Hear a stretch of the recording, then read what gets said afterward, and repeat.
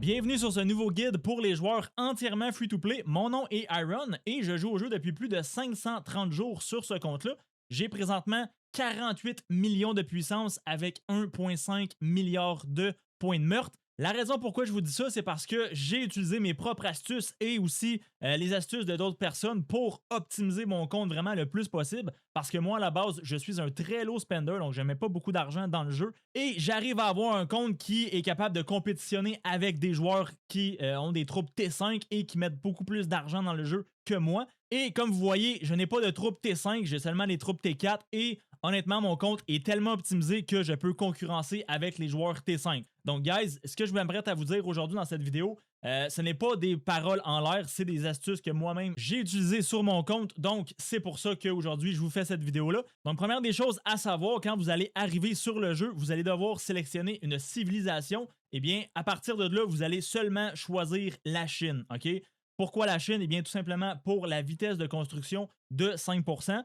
Ensuite de ça, vous allez la garder jusqu'au niveau 25 de votre hôtel de ville. Donc, le petit niveau juste ici, niveau 25. L'hôtel de ville, c'est ça ici. Et un coup, vous allez avoir atteint le niveau 25, et bien là, vous allez choisir la France. Mais à partir de là, il y a plusieurs combinaisons de civilisation qu'on peut faire. Donc, on peut choisir un bonus de civilisation et on peut aussi choisir les troupes d'une civilisation. OK? Donc, au niveau du bonus de civilisation, moi, je vous conseille vraiment de prendre la France, que vous soyez infanterie, cavalerie ou archer. OK?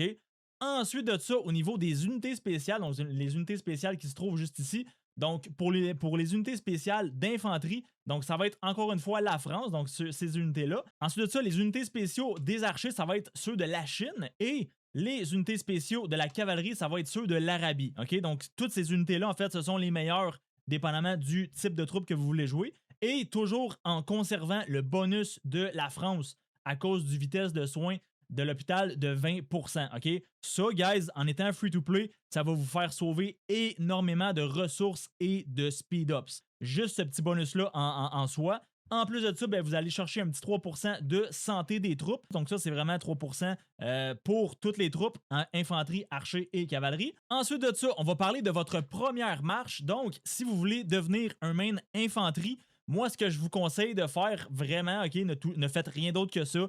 Partez sur un Sunzi épique, comme ça. Donc, un commandant en mauve comme ça, c'est des commandants épiques. Les commandants orange, c'est des commandants légendaires. OK? Donc, pour main infanterie, vous devez utiliser Sunzi. OK? Celui-ci, vous devez le monter niveau 60 le plus rapidement possible. Vous devez le monter 6 étoiles aussi le plus rapidement possible. OK? Ensuite de ça, avec Sunzi, moi, ce que je vous conseille de faire, de choisir comme deuxième commandant, ça va être YSG. OK? Donc, Yi Seong-ji. Donc, ça, c'est son vrai nom, mais nous, tout le monde l'appelle YSG. Donc, ça va être le deuxième commandant de littéralement tout le monde. OK? Donc, infanterie, archer et cavalerie, vous devez maxer ce commandant-là. OK? Aucune exception, tout le monde doit l'avoir maxé. À partir de là, donc comme j'ai dit, infanterie, Sunzi avec YSG. Par la suite, pour la cavalerie, donc c'est sûr que si vous êtes free-to-play, je ne vous conseille pas de jouer cavalerie, mais ça reste que je vais quand même vous en donner la première marche. Donc, ça sera Baybars juste ici avec YSG encore une fois. Et si vous voulez être main archer et que, encore une fois, je ne vous conseille pas en début de jeu, ça va être Kuzunoki qui se trouve juste ici. Kuzunoki en épique comme premier commandant et encore une fois YSG en deuxième commandant. OK? Donc ça, guys, c'est vos trois marches principales, une pour chaque type de troupe. Et moi, ce que je vous conseille vraiment fortement, c'est de partir sur l'infanterie. Pourquoi l'infanterie? Eh bien, tout simplement parce que au niveau de l'équipement, donc l'équipement, c'est justement des petites choses comme ça qui vont vous donner des statistiques, donc des bonus de stats, donc attaque, défense, santé et ainsi de suite. Et puis, ben, l'équipement d'infanterie, c'est un des équipements qui va vous demander le moins de matériaux du jeu. Et en plus de ça, ben, c'est un équipement qui est vraiment facile à avoir en free-to-play parce que c'est un équipement qui est bleu, donc qui est rare. Contrairement aux autres types de troupes, donc cavalerie et archer, l'équivalent de ce petit set-là, donc les 4 morceaux juste ici battus par le vent, coûte un petit peu plus cher. Donc, l'équivalent de ça, ça va être principalement des équipements en mauve. Pour les archers, juste ici, ça c'est l'équivalent, mais qui coûte pas mal plus cher en matériaux et aussi qui est pas mal plus difficile à avoir les plans juste ici. Donc, la raison principale de pourquoi je dis que vous devez jouer infanterie si vous êtes vraiment free-to-play, c'est vraiment au niveau de l'équipement bleu juste ici. Ensuite de ça, moi, je vous conseille de rester infanterie pour le KVK 1 et le KVK 2. Et à partir du KVK 3 seulement, là, moi, je vous conseille de changer pour main archer. OK? Pourquoi archer? Eh bien, tout simplement pour le commandant légendaire qui se trouve juste ici, donc QSH, qu'on appelle, donc son vrai nom, c'est Qin Shi Huang. Ce commandant-là, honnêtement, il ne devrait pas exister. C'est le meilleur commandant du jeu. À tel point que si vous utilisez ce commandant-là avec un équipement tout en mauve, donc tout épique, eh bien, il va performer mieux que, mettons, un Sun Tzu Prime en full légendaire. OK? Ce n'est pas des blagues. Ce commandant-là, c'est le seul commandant légendaire du jeu que si vous lui mettez tous des équipements épiques en mauve, il va performer mieux qu'un autre commandant qui va être tout en orange en légendaire. OK? Donc, c'est la raison pourquoi moi je vous dis que à partir du KVK 3, guys, tout le monde devrait être à main archer. OK? Parce que en plus de ça, si vous avez écouté mes conseils, vous devriez avoir YSG expertisé. Donc, YSG qui est littéralement le meilleur duo à QSH, OK, à l'heure où on se parle. Fait que littéralement, vous devez avoir QSH et YSG. Ça va être votre première marche pour le KVK 3. OK? Concernant les marches infanterie, cavalerie et archer pour les KVK 1 et 2, j'ai d'autres vidéos sur ma chaîne pour justement une tier list de commandants et des pairings pour KVK 1 et 2. Donc, je vous invite à aller la voir juste ici en haut à droite. Ensuite de ça, dans le jeu, on a ce qu'on appelle des têtes en or, donc des gold heads, comme on dit en anglais. Et ça ressemble à ça juste ici, OK? Ce truc-là, OK, c'est une des choses les plus précieuses du jeu parce que c'est ce qui va vous permettre de monter le niveau de compétence de tous vos commandants. OK, donc là, vous voyez ici, chaque compétence a un niveau, donc il y a un chiffre. Donc moi, toutes mes compétences sont niveau 5.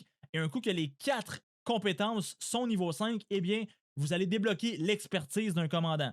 Eh bien, toutes vos têtes en or, guys, doivent aller sur YSG, OK? Donc sur ce commandant-là. Parce que l'expertise de ce commandant-là, déjà, OK, il va faire augmenter les dégâts, mais en plus de ça, il va faire augmenter la zone de dégâts, OK?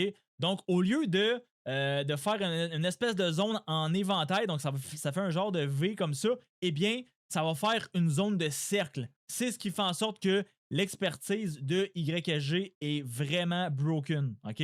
Donc c'est pourquoi que moi je vous dis, début de jeu, OK, toutes vos têtes en or doivent aller dans ce commandant-là, OK? Ensuite de ça, à quel moment on va débloquer ce commandant-là? Eh bien, ça tourne autour de 90 jours de jeu de votre royaume. Donc, si je reviens juste ici, on peut voir que, là, maintenant, je clique sur mon royaume et on peut voir que mon royaume a présentement 388 jours de temps de jeu, OK? Donc, littéralement, quand votre royaume va avoir 90 jours, ça va être dans ces environs-là que vous allez débloquer YSG via un événement qui s'appelle la roue de la fortune. OK? Donc, ça, c'est un événement qui arrive à peu près à toutes les 2 semaines, peut-être. Et puis, ben, dans cet événement-là, justement, ça vous permet de débloquer et d'avoir des têtes de ce commandant-là complètement gratuitement, mais avec des gemmes. OK? Donc, des gemmes, c'est la ressource la plus précieuse du jeu actuellement. Mais avant d'utiliser vos gemmes pour débloquer YSG via la roue de la fortune, moi, ce que je vous conseille de faire, c'est que toutes vos gemmes, littéralement, sans exception, doivent aller dans votre VIP, OK? Du moins, jusqu'à temps que vous soyez au moins niveau VIP 10, parce qu'à partir du VIP 10, vous allez avoir une tête en or à tous les jours, OK? Complètement gratuitement. Donc ça commence à partir du VIP 10. Et c'est pour ça que, littéralement, toutes vos gemmes doivent aller dans votre VIP jusqu'à temps que vous soyez 10, OK?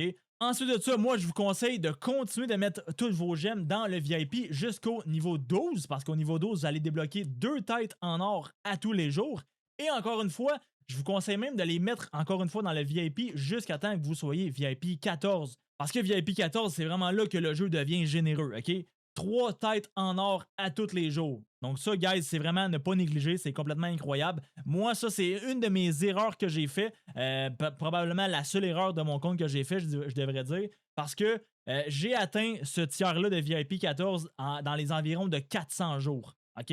Donc, ça fait pas vraiment longtemps que j'ai mes 3 têtes en or à tous les jours. Fait que ça, c'est une des erreurs peut-être que j'ai fait. Mais, guys, si vous êtes capable d'aller chercher le VIP 14 en l'espace de 6 mois, donc 180 jours, voire 200 jours, peut-être même 300 jours, OK? Ça reste que, guys, vous allez être plus opti que moi, OK? À partir de là, OK? Fait que, guys, Une fois que vous allez avoir votre VIP 14, là, je vous dirais d'utiliser vos gemmes pour aller chercher de l'équipement. Donc, il y a plusieurs événements dans le jeu qui nous permettent de dépenser des gemmes pour aller chercher des matériaux légendaires, mais aussi des plans de fabrication légendaire pour faire de l'équipement légendaire. OK? Donc, ça, je vous dirais que c'est probablement les deux événements que vous allez mettre le plus de gemmes dedans. Parce que honnêtement, guys, l'équipement légendaire, c'est une des choses les plus importantes dans le jeu. OK? Mais ça passe après les commandants légendaires. Donc, ça passe après avoir les bons commandants légendaires expertisés. OK? Parce que, en fait, au niveau de la puissance dans ce jeu-là, tu as les commandants, qui est vraiment la top priorité. Ensuite, tu as l'équipement légendaire. En fait, l'équipement tout court, c'est vraiment la deuxième priorité du jeu. Et ensuite, tu as les attirails qui se trouvent juste ici. Donc, les attirails, c'est quelque chose que vous allez débloquer, je crois, à partir du KVK 2. Donc, c'est pas tout de suite, mais ça, en fait, c'est la troisième priorité sur un compte en termes de puissance et en termes de puissance de frappe. OK? Donc, de performance sur le field et tout ça. OK? Donc, je répète, commandant, équipement et attirail ensuite de ça. Donc ça, c'est la liste des priorités si vous voulez vraiment un compte qui est optimisé. Par la suite, un autre très gros truc que j'ai pour vous, OK, en début de jeu, c'est extrêmement important de rejoindre une top alliance, OK? Si vous êtes capable de rejoindre la top 1, donc c'est ce qui veut dire l'alliance la plus puissante de votre royaume, vous allez tellement mieux performer que si vous rejoignez une top 5 et moins, parce que les joueurs qui se trouvent dans la top 1, même voire dans la top 2, normalement, ils dépensent beaucoup d'argent. Et en dépensant de l'argent, eh bien, ça va vous permettre d'aller chercher des coffres comme ça d'alliance. OK? Donc, les trésors de cristal. Et dans ces trésors de cristal-là, vous allez obtenir des speed-ups, donc des accélérateurs universels. Donc, par coffre comme ça, vous pouvez aller chercher de 15 à 18 heures de speed-ups. Donc, si votre alliance dépense beaucoup d'argent ou que votre alliance font beaucoup de forts barbares, eh bien, il y a possibilité d'aller chercher plusieurs fois ce coffre-là à tous les jours. OK? C'est complètement incroyable. Donc, moi, présentement, on fait environ 2 coffres comme ça par jour. Donc, on va chercher minimum entre 30 et 36 heures de speed-ups à tous les jours. OK? Donc ça, c'est vraiment la raison principale de rejoindre une top alliance parce que, guys, l'alliance, c'est vraiment un facteur de votre succès en début de jeu. OK? À tel point que si vous n'êtes pas capable de rejoindre la top 1 parce que votre puissance est trop basse, eh bien moi, ce que je vous conseille de faire, c'est d'utiliser vos speed-ups et de push la puissance pour éventuellement pouvoir rejoindre la top 1. OK? Parce qu'en début de jeu, souvent, les top alliances, ils demandent une puissance minimum pour rejoindre l'alliance et ben, c'est cette puissance minimum-là que vous devez absolument aller chercher pour être éligible à rejoindre ces alliances-là, OK? Parce que, guys, je le dirai jamais assez, je pense que le plus gros truc que j'ai dans ce jeu-là, en début de jeu, c'est de rejoindre les alliances les plus fortes. En fait, l'alliance la plus forte, littéralement, du royaume, donc la top 1, OK? Si vous n'êtes pas capable, la top 2, puis si vous n'êtes toujours pas capable, la top 3, OK? Mais c'est vraiment ça, guys, qui va faire progresser votre compte à un autre niveau, OK? C'est vraiment le plus gros truc à ce jour. Donc, par la suite, tantôt, on a parlé un petit peu des commandants, mais on n'a pas parlé des commandants de maintien de la paix, donc des commandants pour faire du PvE. Donc, le PvE, dans ce jeu-là, c'est tout ce qui concerne les barbares, les événements, les forts barbares comme ça, mais il y a plusieurs commandants qu'on doit monter pour vraiment maximiser l'optimisation sur ton compte. Donc, entre autres, tous les commandants maintien de la paix. En fait, pas toutes, mais il y en a plusieurs qui sont mieux que d'autres. Mais les commandants maintien de la paix comme ça, c'est ce qui va faire en sorte que vous allez dépenser moins de points d'action à toutes les fois que vous faites des barbares ou bien à toutes les fois que vous faites aussi des forts barbares. Non seulement ça, mais vous pouvez aussi dropper des coffres de ressources à chaque fois que vous faites des barbares. Ça, c'est vraiment à ne pas négliger parce que, guys, ça va vous donner justement des petits coffres de ressources comme ça.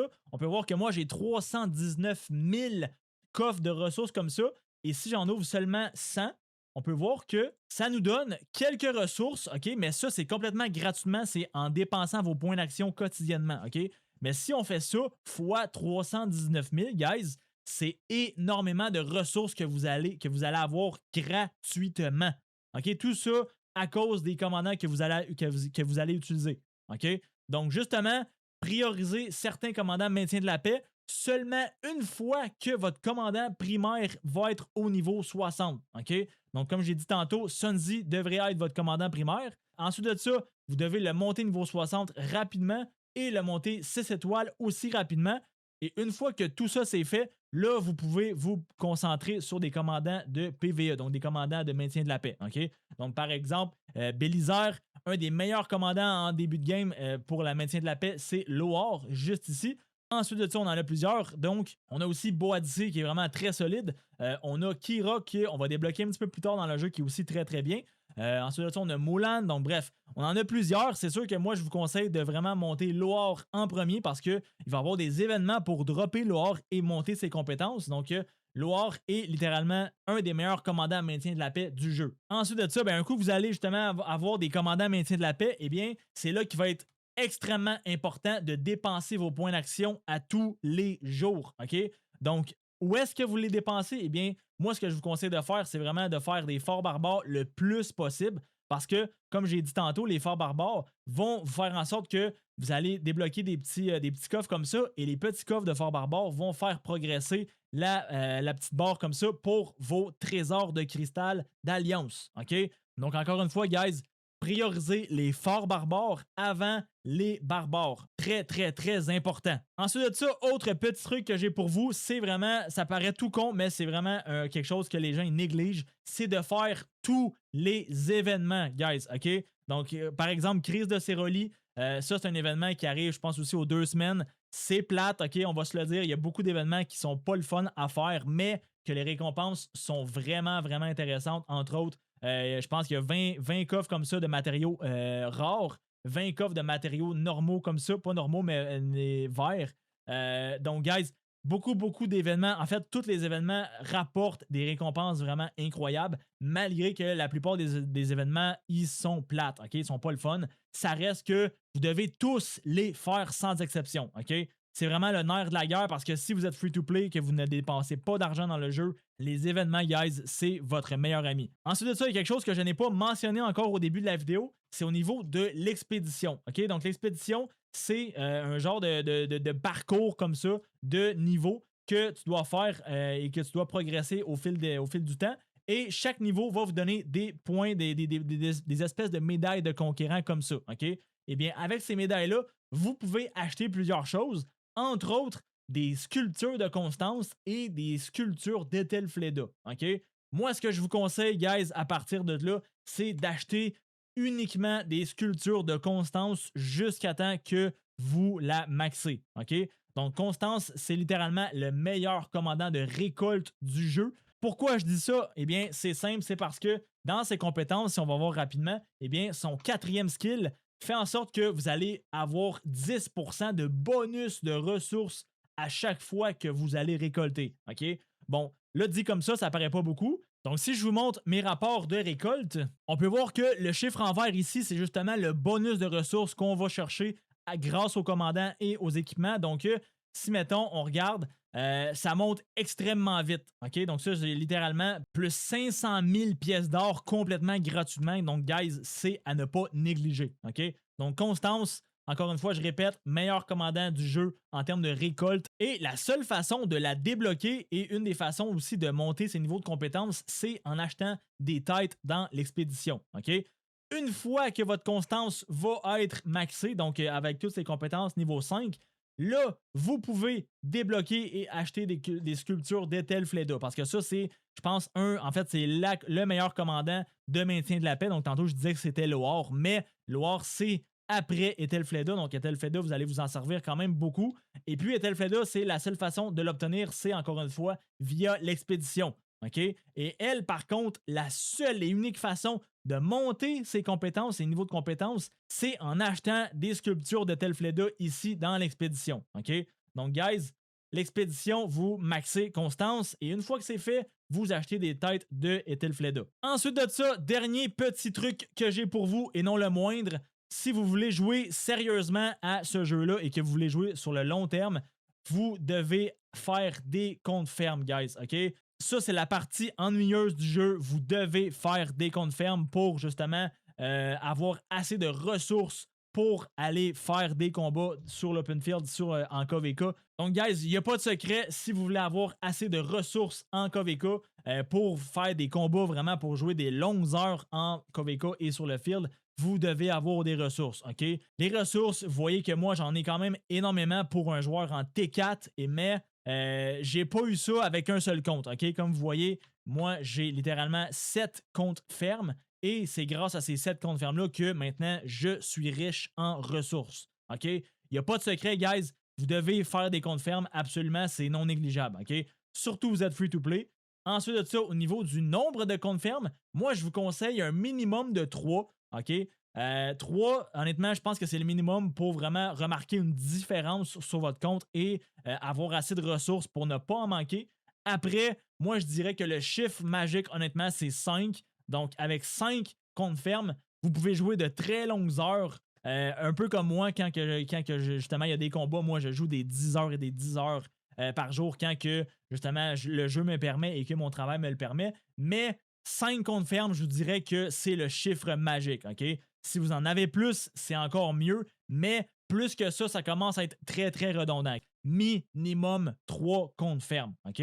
Ensuite de ça, comment optimiser ces comptes fermes? Eh bien là, guys, j'ai une vidéo aussi sur la chaîne qui se trouve juste ici en haut à droite, qui vous explique vraiment quels commandants monter, comment les monter, comment vraiment monter sa technologie de ressources et tout ça. Donc, guys, toute l'information pour avoir les meilleurs comptes fermes possibles se retrouve dans cette vidéo-là. Donc, guys, c'est tout pour cette vidéo-là. J'espère que je vous ai appris plusieurs choses. Si oui, abonnez-vous à la chaîne, likez la vidéo. Et puis sur ça, guys, on se retrouve très bientôt dans une prochaine vidéo. Peace!